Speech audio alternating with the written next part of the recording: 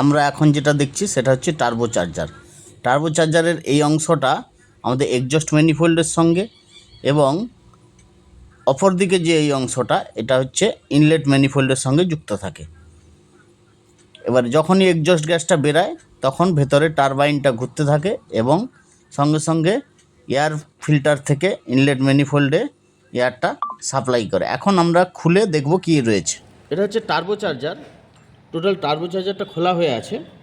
Turbo চার্জারের এদিকের পার্টটা হচ্ছে ইনলেট পার্ট, এদিকের পার্টটা হচ্ছে এক্সজস্ট পার্ট। এই যে এক্সজস্ট পার্টে আমাদের এইটা লাগছে,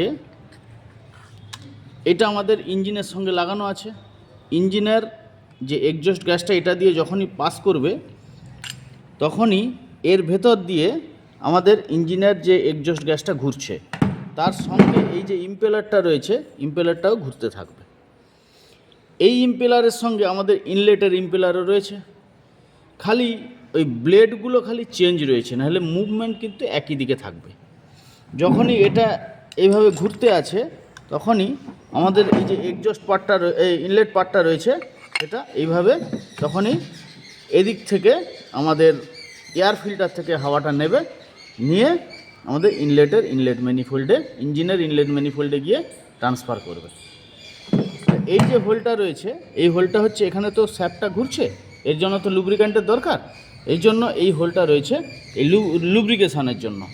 এটা এখানে লাগানো ছিল লুব্রিকেশানের জন্য। কি বললাম বোঝা গেছে কীভাবে কাজ করছে?